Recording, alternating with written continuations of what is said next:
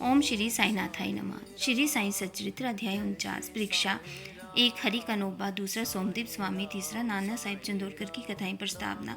जब वेद और पुराण ही ब्रह्मा या सदगुरु का वर्णन करने में अपनी असमर्थता प्रकट करते हैं, तब मैं एक अल्पज्ञ प्राणी अपने सदगुरु श्री साईं बाबा का वर्णन कैसे कर सकता हूँ। मेरा स्वयं का तो ये मत है कि इस विषय में मौन धारण करना ही अति उत्तम है। सच पूछा जाए तो मूक रहना ही सदगुरु की विमल पताका रूपी बिरदावली का उत्तम प्रकार से वर्णन करना है, परंतु उसमें जो उत्तम गुण है वे हमें मूक कहाँ रहने देते हैं। यदि स्वादिष्ट भोजन बने और मित्र तथा संबंधी आदि साथ बैठकर ना खाएं तो वह नीरस सा प्रतीत होता है, और जब वही भोजन सब एक साथ बैठकर खाते हैं तो उसमें एक विशेष प्रकार की सुस्वादुता आ जाती है। वैसी ही स्थिति साईं लीलामृत के संबंध में भी है। इसका एकांत में रसास्वादन कभी नहीं हो सकता। यदि मित्र और पारिवारिक जन सभी मिलकर इसका रस ले तो और अधिक आनंद आ जाता है। श्री साईं बाबा स्वयं ही अंत प्रेरणा कर अपनी इच्छा अनुसार ही इन कथाओं को मुझसे वर्णित करा रहे हैं, इसलिए हमारा तो केवल इतना ही कर्तव्य है कि अनय भाव से उनके शरणागत होकर उनका ही ध्यान करें। तप साधन, तीर्थ यात्रा, व्रत एवं यज्ञ और दान से हरिभक्त श्रेष्ठ है और सद्गुरु का ध्यान इन सब में से परम श्रेष्ठ है। इसलिए सदैव मुख से साईं नाम का स्मरण कर उनके उपदेशों का निधिध्यासन एवं स्वरूप का चिंतन कर हृदय में उनके प्रति सत्य प्रेम के भाव से समस्त चेष्टाएं उनके ही निमित्त करनी चाहिए। भव बंधन से मुक्त होने का इससे उत्तम साधन और कोई नहीं। यदि उपयुक्त विधि से कर्म करते जाएं तो साईं को विवश होकर हमारी सहायता कर हमें मुक्ति प्रदान करनी ही पड़ेगी। अब इस अध्याय की कथा का श्रवण करें। हरि कानोबा। बम्बई के हरि कानोबा नामक एक महानुभाव ने अपने कई मित्रों और संबंधियों से साईं बाबा की अनेक लीलाएं सुनी थी, परंतु उन्हें विश्वास ही न होता था, क्योंकि वे संशयालु प्रकृति के व्यक्ति थे। अविश्वास उनके हृदय पटल पर अपना आसन जमाए हुए था। वे स्वयं बाबा की परीक्षा करने का निश्चय करके अपने कुछ मित्रों सहित बम्बई से शिरडी आए। उन्होंने सिर पर एक जरी की पगड़ी और पैरों में नए सैंडल पहने हुए थे। उन्होंने बाबा को दूर से ही देखकर उनके पास जाकर उन्हें प्रणाम तो करना चाहा, परंतु उनके नए सैंडल इस कार्य में बाधक बन गए। उनकी समझ में नहीं आ रहा था कि अब क्या किया जाए। तब उन्होंने अपने सैंडल मंडप के एक सुरक्षित कोने में रखे और मस्जिद में जाकर बाबा के दर्शन किए। उसका ध्यान सैंडलों पर ही लगा रहा। उन्होंने बड़ी नम्रता पूर्वक बाबा को प्रणाम किया और उनसे प्रसाद और उदी प्राप्त कर लौट आए। पर जब उन्होंने कोने में दृष्टि डाली तो देखा कि सैंडल तो अंतर्ध्यान हो चुके हैं। पर्याप्त छानबीन भी व्यर्थ हुई और अंतः में निराश होकर वे अपने स्थान पर वापस आ गए। स्थान, पूजन और निवेद्य आदि अर्पित करके वे भोजन करने को तो बैठे, परंतु वे पूरे समय तक उन सैंडलों के चिंतन में ही निमग्न रहे। भोजन कर मुख हाथ धोकर जब वे बाहर आए तो उन्होंने एक मराठा बालक को अपनी ओर आते देखा, जिसके हाथ धोने के लिए बाहर आने वाले लोगों से कहा कि बाबा ने मुझे ये डंडा हाथ में देकर रास्तों में घूम कर हरि का बेटा, जरी का बेटा की पुकार लगाने को कहा है, तथा जो कोई कहे कि सैंडल हमारे हैं उससे पहले ये पूछना कि क्या उनका नाम हरि और उनके पिता का अर्थात कानोबा है। साथ ही ये भी देखना कि वह जरीदार साफा बांधे हुए हैं या नहीं, तब इन्हें उसे दे देना। बालक का कथन सुनकर हरि कानोबा को बेहद आनंद व आश्चर्य हुआ। उन्होंने आगे बढ़कर बालक से कहा कि ये हमारे ही सैंडल है। मेरा ही नाम हरि और मैं ही कानोबा का पुत्र हूँ। ये मेरा जरी का साफा देखो। बालक संतुष्ट हो गया और सैंडल उन्हें दे दी। उन्होंने सोचा कि मेरी जरीदार पगड़ी तो सबको ही दिख रही थी। हो सकता है कि बाबा की दृष्टि में आ गई हो, परंतु ये मेरी शिरडी यात्रा का प्रथम अवसर है। फिर बाबा को ये कैसे विदित हो गया कि मेरा ही नाम हरि है और मेरे पिता का नाम कानोबा है। वह तो केवल की परीक्षार्थ वहाँ आया था। उसे इस घटना से बाबा की महानता विदित हो गई। उसकी इच्छा पूर्ण हुई और वह सहर्ष घर लौट आया।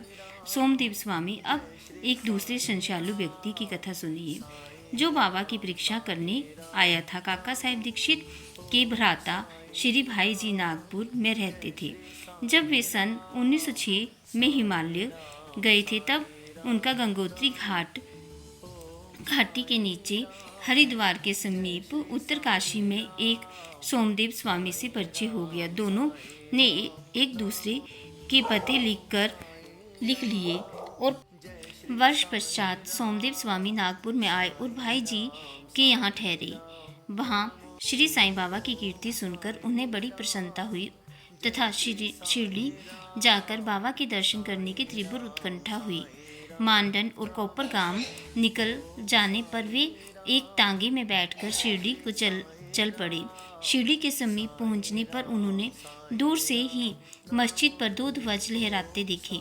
सामान्यतः देखने में आता है कि भिन्न भिन्न संतों का बर्ताव, रहन सहन और ब्रह्म सामग्रियाँ प्रायः भिन्न प्रकार की ही रहा करती थी, परंतु केवल इन वस्तुओं से ही संतों की योग्यता का आकलन कर लेना बड़ी भूल है। सोमदेव स्वामी कुछ भिन्न प्रकृति के थे। उन्होंने जैसे ही ध्वजों को लहराते देखा तो वे सोचने लगे कि बाबा संत होकर इन ध्वजों में इतनी दिलचस्पी क्यों रखते हैं। क्या इससे उनका संतपन प्रकट होता है? ऐसा प्रतीत होता है कि ये संत अपनी कीर्ति का इच्छुक है। अतएव उन्होंने शिरडी जाने का विचार त्याग कर अपने सहयात्रियों से कहा कि मैं तो वापस लौटना चाहता हूँ। तब वे लोग कहने लगे कि फिर व्यर्थ ही इतनी दूर क्यों आए? अभी केवल ध्वजों को देखकर तुम इतने उद्विग्न हो उठे हो, तो जब शिरडी में रथ, पालकी, घोड़ा और अन्य सामग्रियां देखोगे तब तुम्हारी क्या दशा होगी। स्वामी को अब और अधिक घबराहट होने लगी और उनसे कहा कि मैं उनके साधु संतों के दर्शन किए हैं, परंतु ये संत कोई विरला ही है जो इस प्रकार ऐश्वर्य की वस्तुएं संग्रहण कर रहा है। ऐसे साधु के दर्शन न करना ही उत्तम है। ऐसा कहकर वे वापस लौटने लगे। तीर्थयात्रियों ने प्रतिरोध करते हुए उन्हें आगे बढ़ने की सलाह दी और समझाया कि तुम ये संकुचित मनोवृत्ति छोड़ दो। मस्जिद में जो साधु है वे इन ध्वजाओं और अन्य सामग्रियों या अपनी कीर्ति का स्वपन में भी सोच विचार नहीं करते। ये सब तो उनकी भक्तगण प्रेम और भक्ति के कारण ही उनको भेंट किया करते हैं। अंत में वे शिरडी जाकर बाबा के दर्शन करने को तैयार हो गए। मस्जिद के मंडप में पहुंचकर तो वे द्रवित हो गए। उनकी आंखों से अश्रुधारा बहने लगी और कंठ रुद्ध हो गया। तब उनके सब दूषित विचार हवा हो गए और उन्हें अपने गुरु के शब्दों की स्मृति हो आई कि मन जहाँ अति प्रसन्न और आकर्षित हो जाए उसी स्थान को ही अपना विश्राम धाम समझना।